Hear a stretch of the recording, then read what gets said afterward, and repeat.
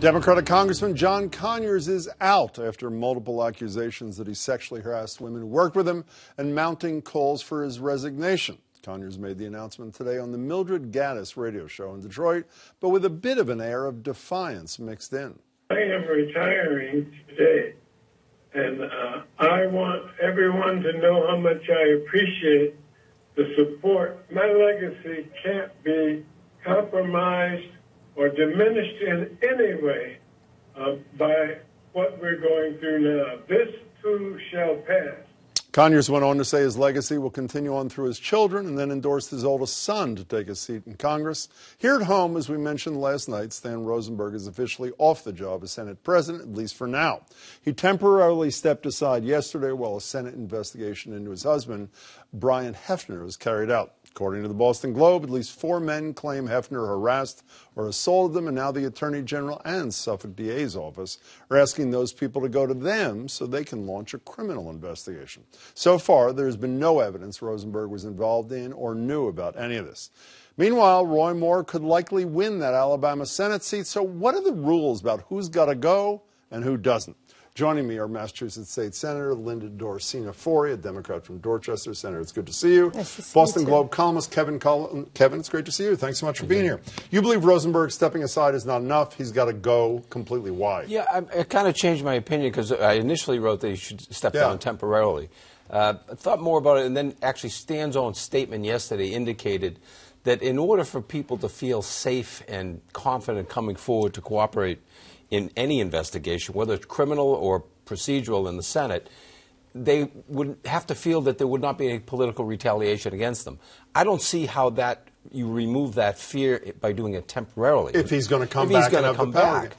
You're nodding in agreement, but you're not in agreement. Were you? Do you think Stan's got to totally resign from the presidency? Stan Rosenberg, my apologies. Or do you think this temporarily stepping aside thing is enough? I mean, what we did, we accepted his letter where that says that he steps down as Senate president and that he is also taking a leave of absence. Now, it is not temporarily. The order we adopted was to accept the letter by Senator Rosenberg, which we think was the right thing to do to allow an investigation really that is open and transparent to go forward. What do you mean it's not temporary? Because in the end, I heard Harriet Chandler, who's the interim person, say she will be there purely until the conclusion of the investigation. Okay, so we will put, I don't have the order in front of me. I have to tell you that my colleagues, this has been a thoughtful, really, conversation. Last night, that was the first time we came together since the article broke on Thursday, like all of us. We never got together before, and that's why it took a long time for us to come to the decision. Unfortunately, that conversation was private. I mean, you guys, I was out there standing outside the Senate chambers all day with all the folks up at the State House, and I think that's some of the confusion that you're... I'm still confused. I want to be clear. You think that Stan Rosenberg will not be president of the Senate again. This is not a temporary deal. Okay, I am not saying. What I am saying is that the order that we adopted was, first of all, to pick an acting Senate president. And my colleagues and I are very thoughtful, and that's why we thought it was important to put Harriet Chandler in to show the transparency. But more importantly, it's about the victims who had the courage to come forward and sharing their experience and their stories. And we believe them, and we want them to have a safe place to feel that they could come forward. And that's why he had to step down. But he is staying on as a state senator. Correct. Because we, as the Senate rules, do not give us the permission to remove him as a senator. I just want to, one last thing, Senator. I'm not going to belabor this, but just so that I'm clear, if this ethics committee investigation, or if the Suffolk DA/Maura Healey investigation says that that Rosenberg himself had nothing to do about this, knew nothing, would you support his return to the Senate presidency? What will happen, it will be up to the body. And so I can tell you that if we're having an investigation, and that's the order we did, but also if the investigation finds nothing, we don't know what's going to happen. But I can tell you that I am hopeful, because Stan is a very thoughtful leader and has been with us a long time, and that he will take the time, you know, to think about, you know, and so reflect he could return, on his he leave. may not return. No, I'm saying he could, of course. He did not give up his Senate seat. Okay. So I'm going to say no, but if he could be president again, he might not that be. is up to the body. Okay. So we would have to put, on our rules, we would have to put a vote to the body for the next Senate president. But he could be one. So he the could body, be it. It's up to the membership. One other thing that you're a pretty fair guy. I assume you would agree. Is there not a piece of you that says it's unfair to attribute the sins of the spouse to the other spouse. Yvonne Abraham, in her fabulous reporting, went out of her way to say, as I said at the open here, quoting her, there is no evidence he had anything to do with this Rosenberg, knew anything about it. So Hefner's misbehavior accrues to the detriment of Stan Rosenberg, who, at least as of the moment, is innocent of everything. And I agree that's a dilemma, and here's the situation, Jim. I've listened to a lot of folks talk about, I think Stan Rosenberg is a very great public servant. I think he's a very decent human being. I think he championed a lot of the causes I would want my politicians to champion. But I think we also there's a hierarchy of victims in this. And the victims that are alleging they were sexually assaulted, they are the #1 priority. They have said to my colleague Yvonne Abraham, they will not participate in an investigation if Stan Rosenberg remains in a leadership. And that is why what he did was the right thing, was to step down as Senate President. And I can tell you that my colleagues have been really thoughtful. And I know it was 8 hours, Kevin, and we are so sorry, but it was the first time we came together. I wish we did in the salad, but it was the first time we came together. And I'm going to say that, that is our foremost concern, is that the allegations, and we're grateful that people are coming forward. These are people that's been impacted. So there's two different things. We did another order. Stan is not the perpetrator. There's nothing saying that he created the assault. It's his husband. Got it. And so what we're looking at, though, is whether or not he conducted Senator Rosenberg, conducted in terms of his role as Senate President, was it in any way affected? If he breached the Senate rules in regards to his husband and whether or not he had an impact on the Senate so-called business. firewall that That's he talked right. about. Right. That's what we're looking at. Can we step back for a second? Yeah. So Rosenberg loses his job, at least temporarily, even though he had nothing to do, as far as we know, with this. And Roy Moore gets endorsed by the President of the United States and is, in my opinion, I think you're likely the next U.S. Senator. Why the difference? Is it purely red state, blue state? Why is Moore about to be celebrated and Stan Rosenberg about to be cast aside, or at least temporarily? How do you explain the difference? I would say that, what's happening on the national level is unfortunate, because when victims come forward, and it's so courageous because it's so tough, whether it's a woman or a man, to say that this happened to me, and to say that it happened by someone who is powerful, it's always tough.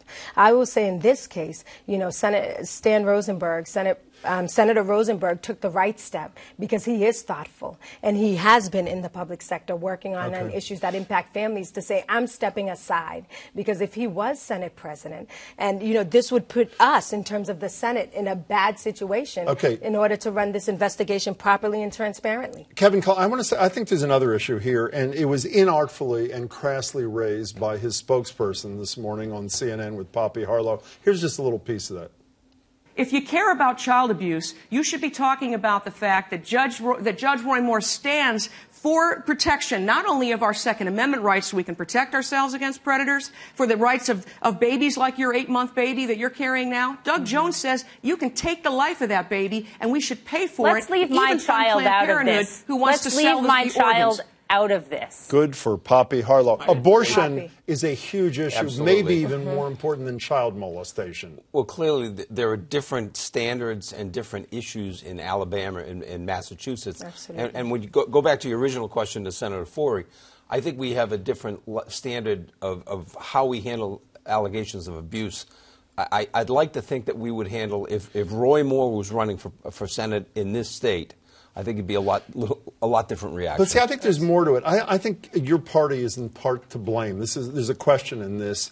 Bill Clinton, accused, becomes the most celebrated Democrat in America until Barack Obama. Al Franken, staying. John Conyers, Nancy Pelosi, I think, disgraced herself in that Meet the Press interview with Chuck Todd until she said he's got to go. So didn't the Democrats help create the environment where a Roy Moore can continue to thrive because they allowed their own to stay in office longer than they should, if you really believe in zero tolerance? Is that not a fair statement? I mean, I'm going to say that my colleagues in the Senate and really in the legislature, that we believe in a zero tolerance policy. The Democrats believe that nationally?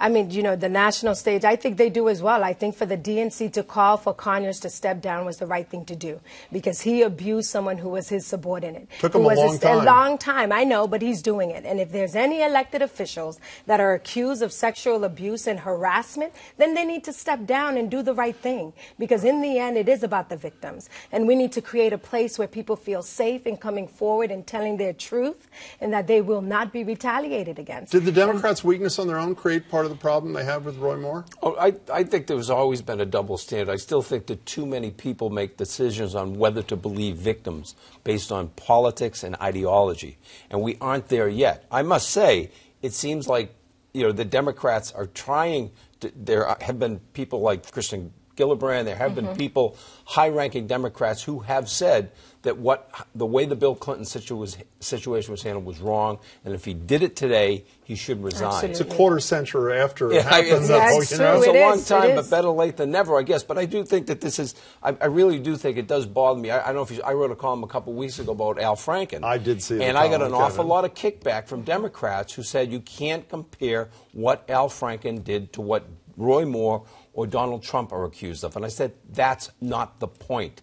This is not a team sport. And you don't choose to believe people based on politics. You do not. I choose to, when there's more than multiple accusations and there's a pattern of behavior, I believe the victims and the survivors. Senator Forry, it's great to see you. Nice really to see appreciate you. your time. You too. Kevin Thanks, Cullen, thank you for your time, both of you. Kevin. Appreciate it.